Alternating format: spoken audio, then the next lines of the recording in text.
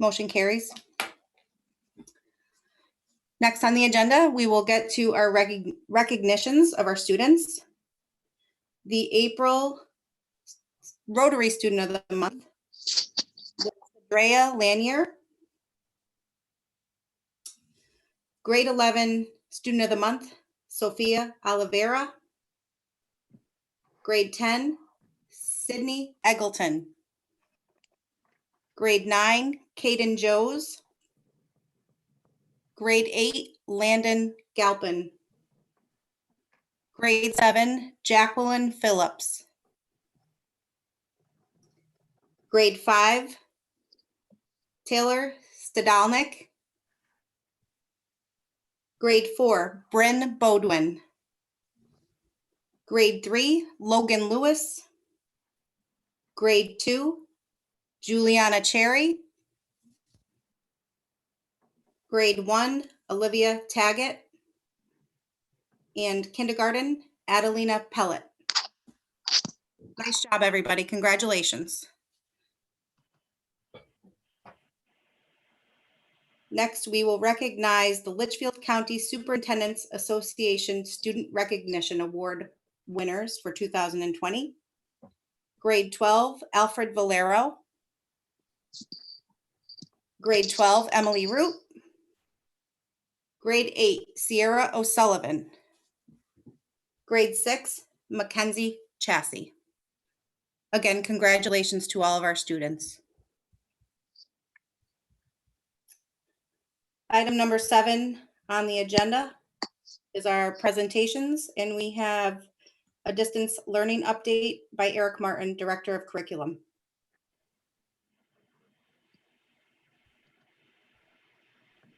Good evening, everyone. I'm going to briefly present our distance learning plan that has been in effect during this period of school closure. This plan took effect with our orientation day on March 27th and went fully into effect with live instruction beginning on Monday, March 30th. We've just concluded our third full week of distance learning.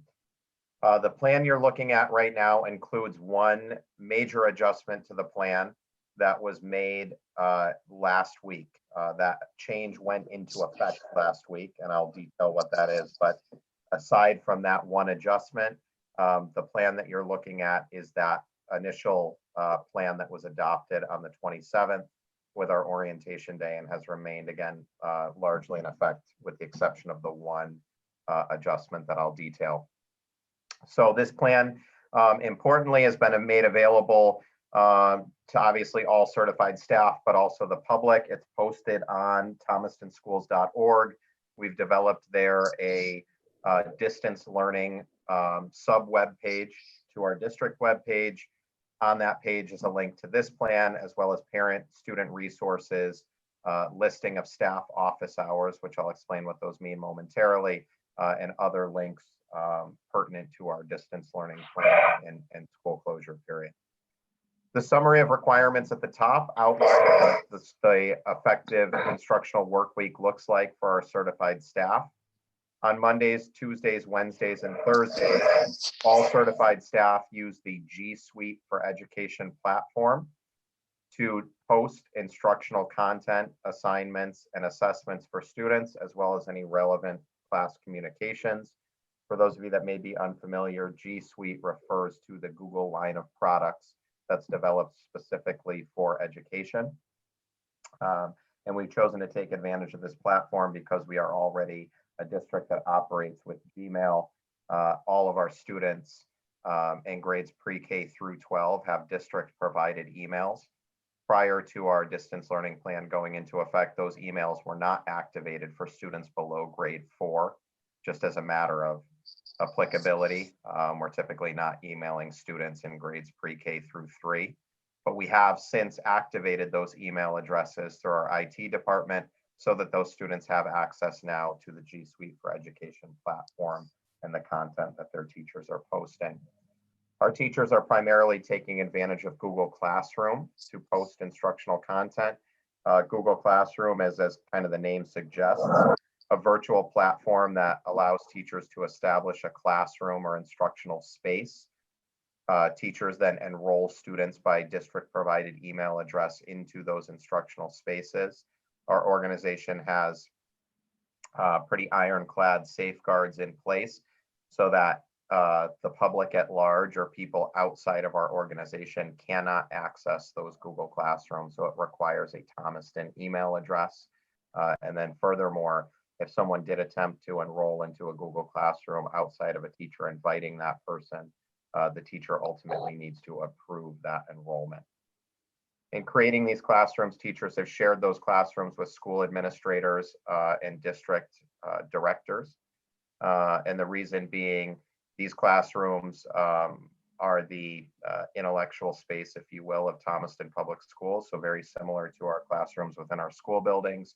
We maintain an open door policy within those classrooms all the time, and that school administrators and central office personnel can and do enter any classroom at any time to gauge instruction, to gauge assessment and assignment practices, and most importantly, to provide feedback to teachers. So by virtue of our teachers sharing their Google Classrooms with our district administrators, we are, as an administrative team, very, very regularly visiting classrooms, both for matters of compliance and also providing teachers actionable feedback they can use to improve their practices during this distance learning period. Our staff did a phenomenal job on March 27th of providing an orientation day for students and parents on G Suite. And it was basically a day to ensure that families and students were able to access Google Classrooms, troubleshoot any issues, get a lay of the land as far as how teachers organize their classrooms, what some basic expectations were, and that allowed us to be fully prepared for a live instructional launch on Monday, March 30th. Monday through Thursday, our teachers provide daily instruction, student assignments, and assessments commensurate with typical in-person lessons. And when we use that phrasing of commensurate with, that speaks to matters of curricular alignment, academic rigor, clear expectations, all of those best practices in which our teachers are trained as educators and our students have come to expect their teaching and learning to occur. The major change we made deals with this notion of a 4-day work week. So initially over weeks 1 and 2, these expectations for instructional content being posted every day were 5-day expectations. Our content week, if you will, ran Monday through Friday, which meant for a student that if a student logged on any day, Monday through Friday, they would expect to see new assignments for classes that typically meet during those days. We very quickly heard from teachers, families, and students that there was a little bit of feeling of being overwhelmed by the amount of work for students, and that a 5-day work week seemed to be creating more stress than may have been necessary. We also were looking to carve out a space for professional learning for teachers. That's a practice that we do on a weekly basis when we're in normal session, and we did not want that to fall by the wayside through this period of distance learning. So we looked at other regional models. We learned from a couple other area districts that they had adopted what they called a 4-day content week, and then a 1-day no new content week. And so that's the move that we've made here, and that's what's detailed at the top. So on Mondays, Tuesdays, Wednesdays, and Thursdays, teachers are posting new assignments, new content. And then on Fridays, certified staff are still remaining available for student support. Students are still expected to log on to their classes on Friday. We have attendance checks each day in place to make sure that students are both attending virtual school and engaging in work. But on those Fridays, teachers are no longer posting new instructional content. Rather, it's a day for students to finish up their assignments for the week, catch up on any work on which they're behind, seek and receive support as they need to be successful with that week's previous assignments or previous content. And that's also allowed us to put an expectation on teachers that they are utilizing at least 2 hours of time, no more than 2 hours of time per Friday to engage in district provided professional development. We started this model on Friday and it was very successful. We had 100% of teachers participate in district provided professional development offerings. And students and families have sent forth some early reports that they're very happy with the change to a 4-day week. And again, just to clarify, it doesn't mean that school is not in session for students on the 5th day. It just means that no new content is posted on that 5th day. If the facilitator can scroll down a little bit. The school day responsibilities for the teacher are primarily broken up into 3 components: planning and meeting time. So teachers are expected each day to put in planning time commensurate with typical practice. This is time to develop instructional content and assignments, and to also then post them into their Google Classrooms. Teachers are also expected during this time, as is commensurate with typical practice, to collaboratively plan with special education staff. Special education teachers have actually been added or enlisted into our regular education teachers Google Classrooms as co-teachers, which allows them full access to assignments and assessments, instructional content for purposes of collaboration, modification, and accommodation as necessary and as is warranted by individual students' individualized education plans. Also, teachers have a responsibility, and there is an expectation that our grade level teams are still meeting weekly. Our team leaders, who are stipended positions, are scheduling and conducting these meetings on a weekly basis. The second component of our distance learning plan, or school day responsibilities for our teachers, involves instruction and assessment. So we have posted within each building a specified time each day that new content is to be posted Monday through Thursday, and those times correspond directly with our normal school start time. We have told teachers that instructional content can be published up to a week in advance, and that's a model most heavily used at the high school. And what that may look like is a teacher posting content for the week on Monday, so that students know exactly what's due for the entire week.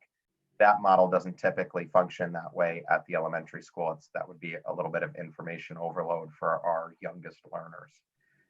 During the instruction and assessment phase, teachers are expected to provide instruction for each class that's no more than 30 minutes in length. Our teachers establish a means of tracking student engagement each day a class meets, so a way that the teacher can guarantee that a student is engaging with the assignments and assessments. And this can be either by submitting work, documenting and turning in what they did that day relative to a long-term assignment, seeking out the teacher for support during office hours, but some way that our teachers know every day that kids are checking in. And we left that flexible for how teachers want to do that, with the proviso that the district provides support for teachers as needed if they need help on how to track student engagement. Our teachers have been doing a nice job with that. We have added the caveat here it's the last bullet in this section, that there's an expectation that teachers then monitor that student engagement, again, through timely submission of assignments, assessments, and also progressive work on those assignments and assessments. And that if a student is not engaging for 2 consecutive class days, the teacher initiates contact with the student's parent or guardian via email. And then from there, each school has developed an intervention plan if performance doesn't improve. That usually involves next enlisting the school's support staff in the form of social workers or school counselors. If performance still does not improve, administration becomes involved. Just heading back up to the count here, fourth bullet down. All work is being provided digitally to students with the expectation that they can submit their work digitally. The IT department has really been doing incredible work, putting devices in the hands of our families, and helping families navigate any Wi-Fi or tech issues. Teachers are grading student learning at this time as they typically would. And what that entails is clear expectations or criteria for success that students know ahead of time. And we are still using our typical grade scale. We found that it would be more disruptive to students' learning and conceptions of rigor if we changed our grading scale at this time. Teachers are then therefore are continuing to enter all grades into PowerSchool at minimum on a weekly basis. The third component of the teacher's workday is what we've termed office hours. And office hours is comprised of two components. It's the time that a teacher is actually live to a class, providing on-call support for students. And that's a maximum of 30 minutes of real-time support per class per meeting day. And just to clarify, at our elementary level, that's per subject area per meeting day. So if you have a grade 1 teacher per se who teaches every content area, they're providing 30 minutes of time per English, per math, per social studies, per science. And a major component here is we have a lot of flexibility for our students around when they can log in for learning. We say right now we run a 24-hour school day, meaning that our students can log on and complete their learning or assignments at any time within a 24-hour period from the time that it's posted until 23 hours and 59 minutes later to be considered having engaged for that school day. And that's really in response to the idea that our families need flexibility during this time. We have certain households in which one or more parents may be essential employees, may be working. Students may not be in a setting where they have access to technology or the support of an adult who can help them to navigate our technology expectations relative to a particular time of day. The other component of office hours is an opportunity for teachers to schedule one-to-one support time, or vice versa, students to schedule one-to-one support time with their teachers as needed and as is warranted through the G Suite for Education applications. At this time, due to concerns with student privacy, we are not using live group video instruction in any format. The only video instruction we are using, or use of video, I should say, to support instruction, is in one-to-one support settings. So that's one student with the teacher to receive support. And just going to the previous bullet quickly, we've made students aware of the idea that when our teachers post their office hours, and those hours are clearly advertised and posted within all of our teachers' Google Classrooms, as well as on our distance learning webpage. If our students log in for learning outside of those advertised office hours, they can still get support by emailing their teacher. They may just not receive support until the following school day. So if a student chooses to do their work at 10 p.m. at night, of which we have many high school students, they can still receive support. It's just not live. Our teachers aren't expected to be on call 24 hours a day. If you can scroll down, facilitator. Thank you. From here, our distance learning plan just lays out some nuances within each building, but by and large, the certified staff school day responsibilities remain the same in each building, which are simply to follow the district-wide distance learning plan. We've developed a plan with enough flexibility that it doesn't really require much change or much individual nuance between our three buildings. In fact, what you see here listed, for example, in Black Rock, is just particular information to what programs wouldn't run during this distance learning period that run during typical school sessions, just as a matter of feasibility and staff availability. And then any specific school-specific considerations relative to teaching assignments and personnel would just be included in the box at the top. I do want to draw your attention to the attendance bullet. So within each building, school attendance is recorded once per day for every student. And that's no different than typical practice. Our teachers record period attendance, but we are required to report to the state daily school attendance. So what that means in short is the guarantee that all students have set foot into a building. And virtually that means that once per day, all students have set foot into the virtual arena. And so we've developed some kind of unique protocols for how that happens in each building. It involves the posting of a question of the day. And that question could be, we've encouraged our teachers or those responsible for posting the question of the day to make it not necessarily academic in nature, but maybe social emotional, a quick check-in with students. Our high school advisory coordinator, AJ Bennell, has been posting some hilarious questions of the day kind of like funny trivia questions, and we're getting a lot of traction with it in terms of we're not having to remind students to answer the question of the day because they're eager to go there and see what the question is. It's fun, and he shares the previous day's responses, and we have those kind of practices happen in each building. If you continue to scroll down, facilitator. So I'm not going to go through each of the school's individual learning plans because it's the same idea, just school-specific information at the top. From there, we get into just our two district-wide departments, Department of Curriculum Instruction and Assessment, which is mine, which lays out the role of our interventionists, which basically our interventionists function just like building personnel. So they are largely following the building plan. And we've just here kind of made a determination of how often distance learning interventions are occurring. So if typical intervention occurs when we're in session 1 time a week, then the contact time during distance learning is 1 time a week. If it's 2 times a week, the contact time is 2 times a week, so on and so forth. And we're providing weekly parent contact for our intervention students. Our instructional coaches are working to support teachers rather during this time.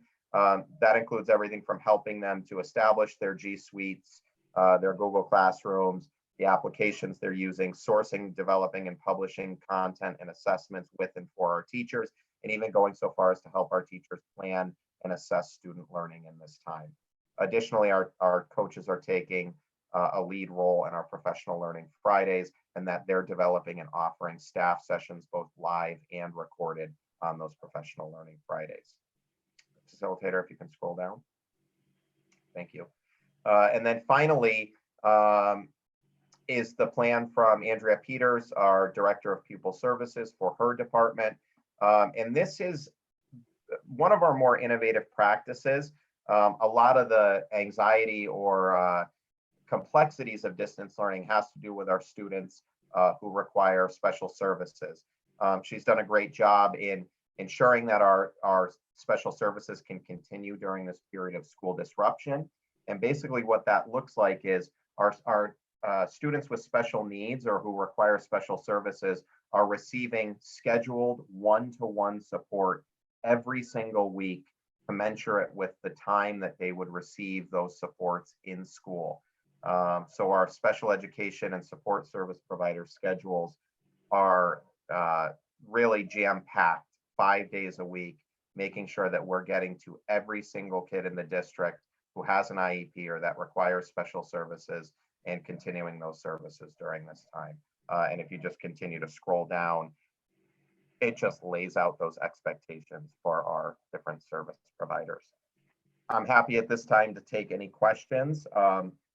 That is the bulk of our distance learning plan, and I'm very proud of the work we've done. But most especially, I'm exceedingly proud and inspired by the work of our teachers in actualizing this plan. They've been nothing short of phenomenal. Thank you, Eric. Does anyone on the board have any questions for Eric? Eric, Dave Helvec here. Just one question. How is attendance with the distance learning? So we have in each building exceeded each week 95% attendance rate, which is amazing. We were a little slow to start that first week. Our first day at the high school, we had 63% of kids answered the question of the day. By that Friday, it was 97%. And that's really down to the work of our teachers and our support staff and our administration contacting these families, reaching out, and in doing so, taking the track of how can we support you? How can we support you to access this content? What do you need?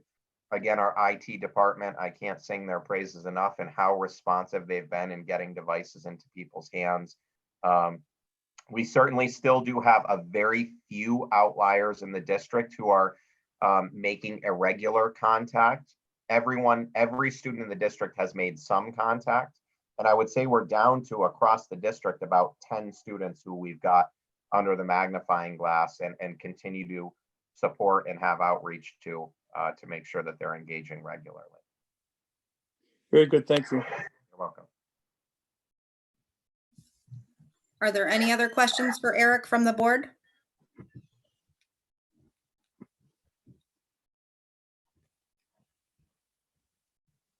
Okay, and again, this is Beth Campbell. And before we move on, I just want to confirm if Sal Santa Maria is on the call. Hi, Beth, I am. Hi, okay. I don't think we got you before in roll call, so I just wanted to check. Thank you, Sal. Item number 8 on the agenda is the student representatives report, which there is no report due to COVID-19 school closure.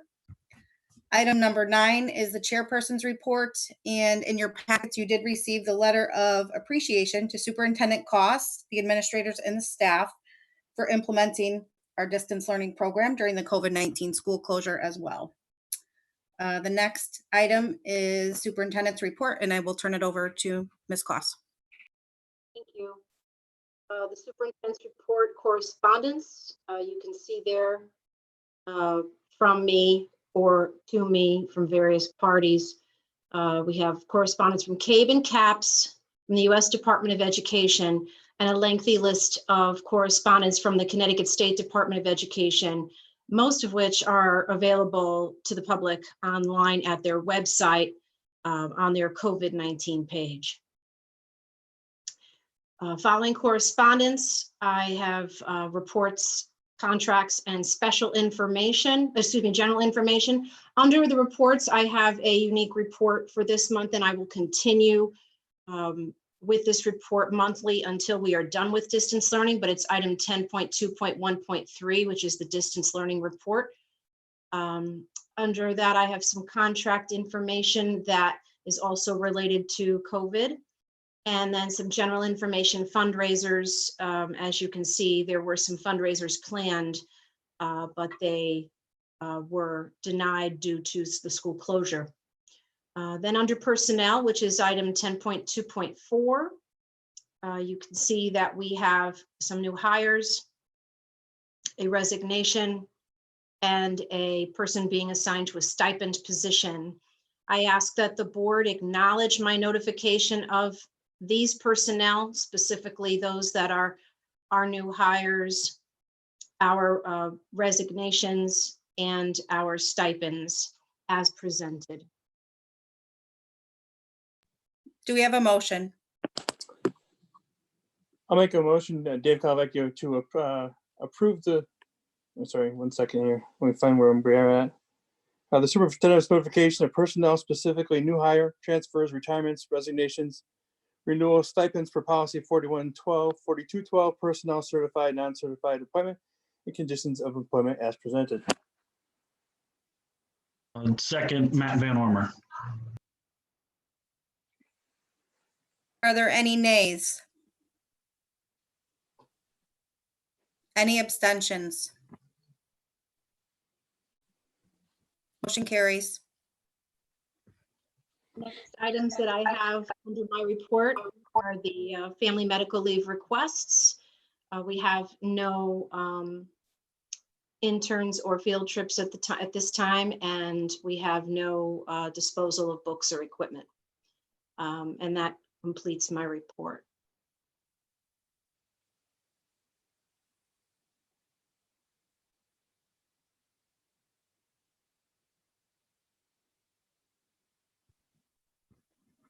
Okay, this is Beth Campbell. We're going to move on to the committee reports. Can we get a report from the Budget Audit Committee, please?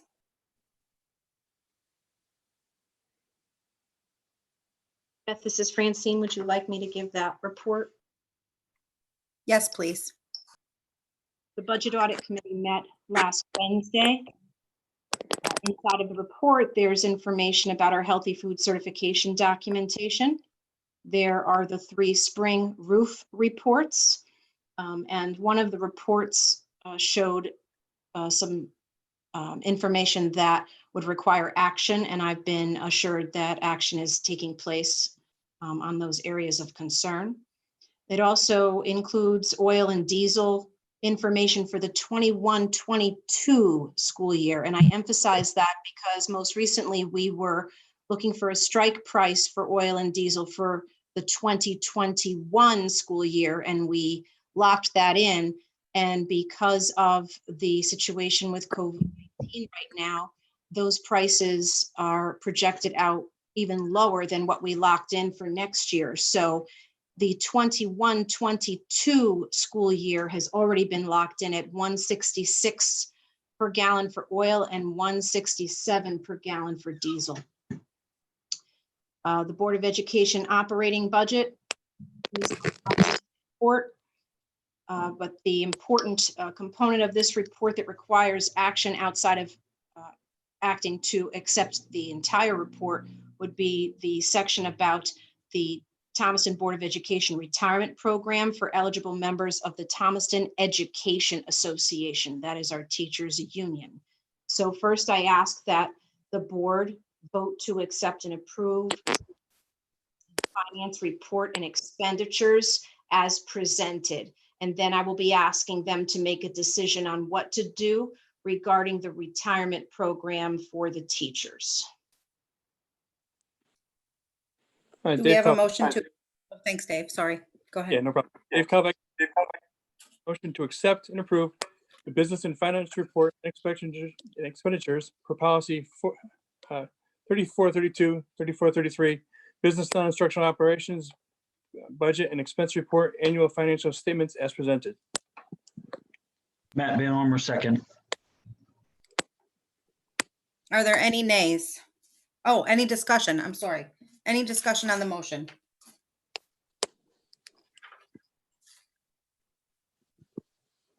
Any nays? Any abstentions? Motion carries. Okay, Francine, would you like to? Yes, this is Francine. Yeah. As described in the business manager's report, we as a Board of Education put out a retirement program for eligible members of the teachers union that required 10 members to accept the program or to enter into the program in order for the program to exist. However, in the program, it does state that the Board of Education can choose to either withdraw the program if we do not reach 10 participants, or we can waive that withdrawal and allow for a lower number of participants to be in this program. We received only one request to be in this program. The request was timely and the person would qualify had we had 10 people participate. So I have provided the board through the business manager's report and also on the main agenda with two options. One would be to vote to accept and approve the withdrawal of this program, which would mean the one person who is eligible would not be able to participate in it. The other option would be to accept and approve the waiver of the requisite number of eligible teachers so that that one participant would be able to enroll in the program. I ask that the board make a decision at this time by making one of those two motions.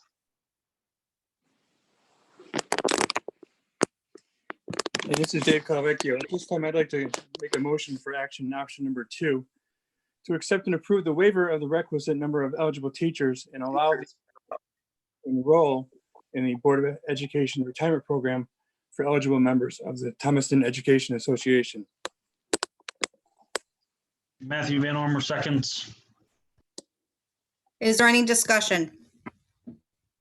No, just that this is will save us money. This will save us money, and we've been given a 0% increase by the Board of Finance last week. So it's important to save money where we can, and this will allow us to save some money and let this person to retire. Thank you, Dave. Is there any other discussion or comments on the motion?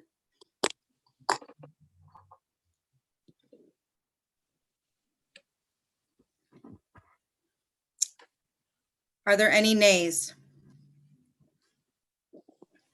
Are there any nays? Are there any abstentions? Motion carries.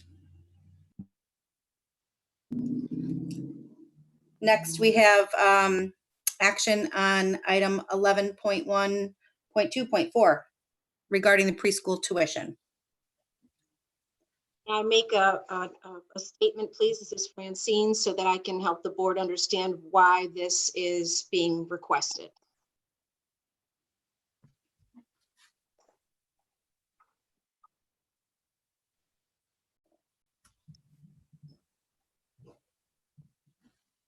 Beth, may I make a statement?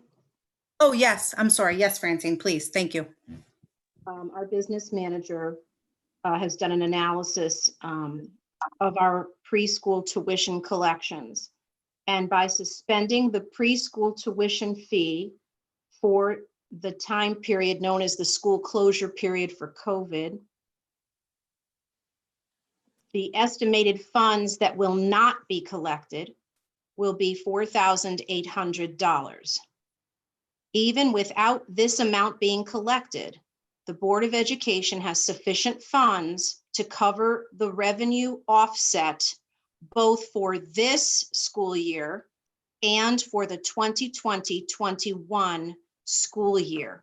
And I emphasize both because tuition is collected and put into a fund, and the balance of that fund is used as revenue to offset preschool expenses in each year's budget.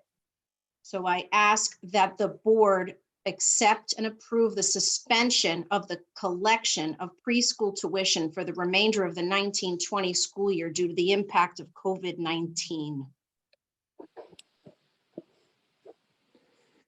We have a motion. Dave Calvecchio will make a motion to accept and approve the suspension of the collection of preschool tuition for the remainder of the 2019-2020 school year due to the impact of COVID-19.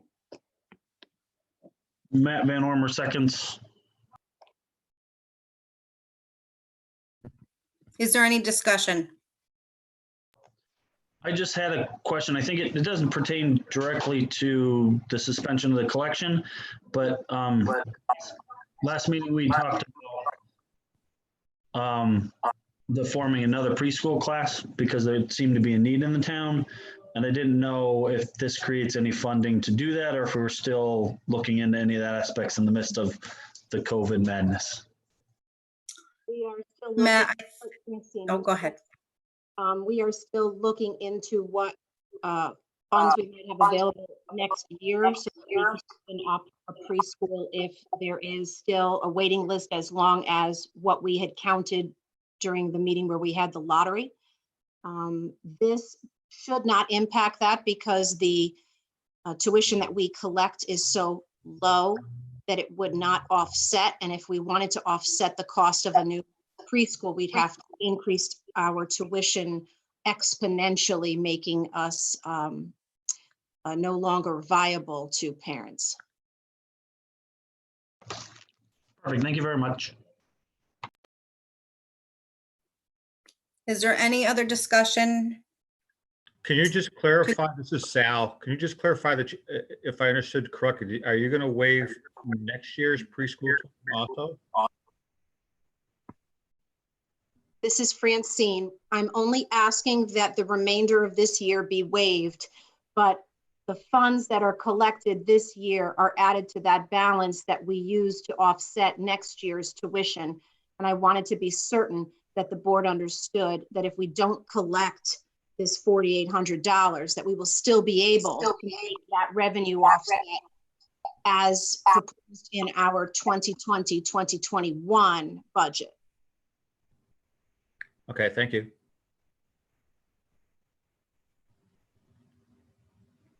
Is there any other discussion or comments or questions for this motion?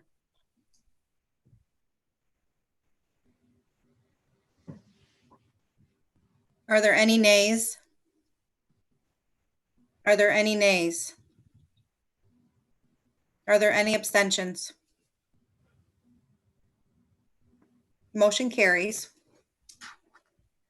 Next item on the agenda is the policy committee. Tonight, earlier at the policy committee meeting, we had reviewed the policies listed on the agenda. We had no action items. Next month, policy 5144.4 will be moved to a second read. And policies 6146.2 and 5141.241 will be action items.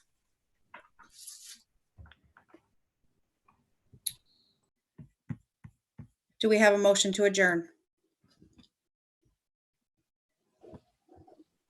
Dave Calvecchio will make a motion to adjourn. Matt Van Homer, second. Any discussion? Any nays? Any abstentions? Okay, meeting adjourned. Thank you very much, everyone.